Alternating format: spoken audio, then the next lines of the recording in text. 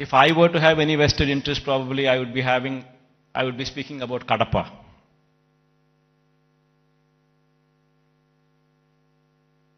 See, for me, the state is ours, to everyone here.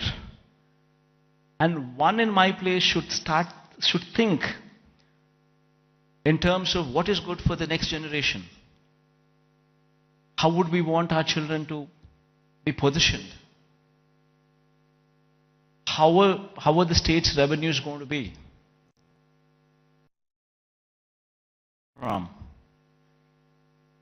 And how exactly can we boost these revenues to support the growth of Andhra Pradesh? If we do not think like this in terms of growth for Vizag, then who would think? If the vision of the leader is wrong, if the vision of the leader is negative, then Vizag today, unfortunately, only person standing for Visakhapatnam as executive capital is only me.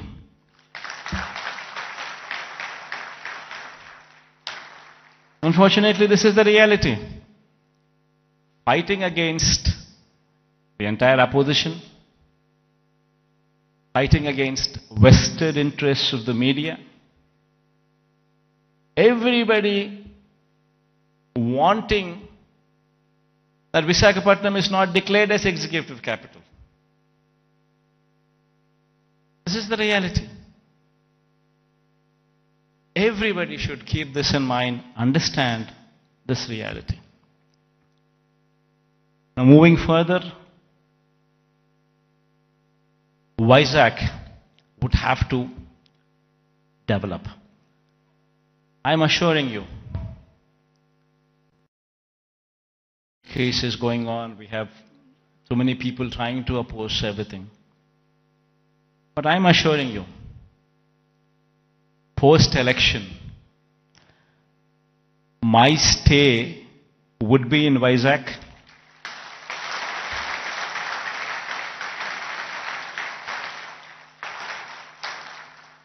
In fact, my swearing-in ceremony also would be in Vizag.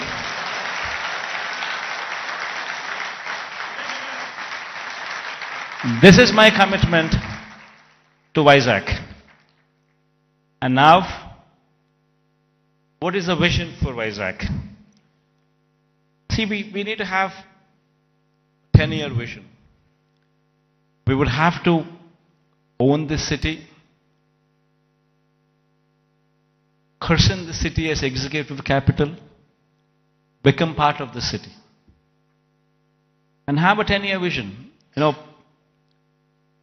We need to have a roadmap which is workable, which is doable. It cannot be a roadmap where we just dream big but yet achieve nothing, because it is impractical. Not so. We need to have a practical solution, we need to have a practical approach, and we need to have a vision which is realizable in 10 years' time. Of course, this vision is one vision which cannot be alone done by the state government. It would have to be the state government, it would have to be the central government, it would have to be a PPP model, it would have to be encouraging private people also to become part of the vision. All these people become part of this vision, only then we can realize Vizag is the next competitor in a decade's time to Hyderabad, Bangalore or Chennai. In fact, why I was opposed to the idea of having Amaravati as a capital. There is nothing against it. In fact, I am one person who advocates the view that Amaravati should also have a legislative capital. In fact, I'm also one person who advocates the view that Kurnool should also have a judicial capital. Nothing against it. But then, the fact of the matter is, Amaravati is on a virgin land. 50,000 acres of barren land. Nothing there. And according to them, just to provide for the basic infrastructure, that is these roads, the water, electricity, and these kind of basic infrastructure alone, according to their own calculations, with the DPR that they have produced, costs almost 2 crores per acre, which is on a 50,000 acres of barren land. If one were to just lay these basic infrastructure requirements put in place, we're talking about 1 lakh investments, 1 lakh crores of money, which would have to be put in before any buildings could come up or before we could talk about anything else other than the basic roads or the basic electricity or the basic water or the basic stuff. Now per se, does anybody have 1 lakh crores to be pumped in? And if this 1 lakh crores were to be pumped in today, it's going to cost 1 lakh crores. But if this 1 lakh crores would be pumped in maybe in 20 years' time, presuming 5,000 crores of outlay every year, approximately, what one could actually probably afford. So there's nothing there. Then you're talking about 20 years. Then in 20 years' time, 1 lakh crore probably would become 7-8 lakhs or 10 lakh crores. The expenditure what you thought about as 1 lakh crores today, in 20 years would actually be 10 lakhs, 15 lakhs. Probably the net present value calculations of probably 1 lakh crores 20 years down the line would probably be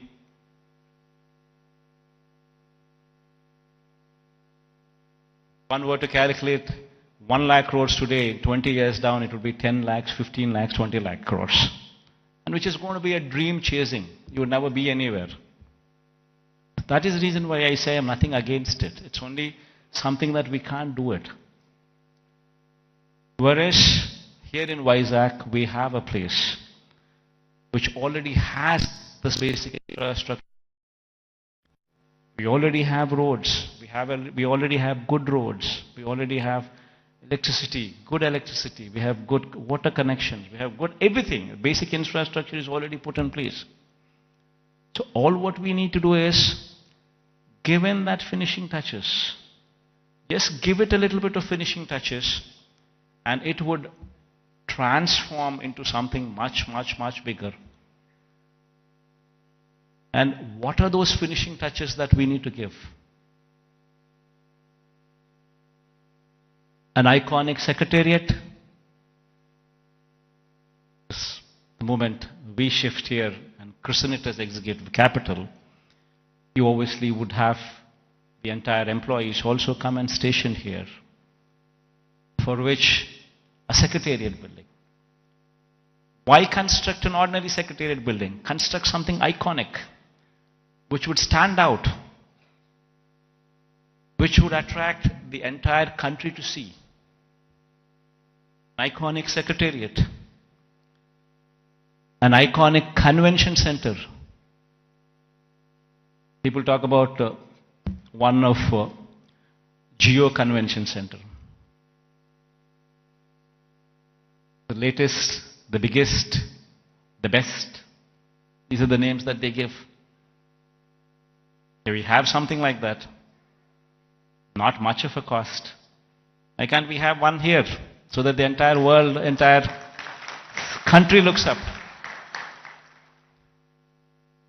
Iconic stadium. There's one in Ahmedabad. Investment is probably 800 crores, 1,000 crores. Not much of an investment.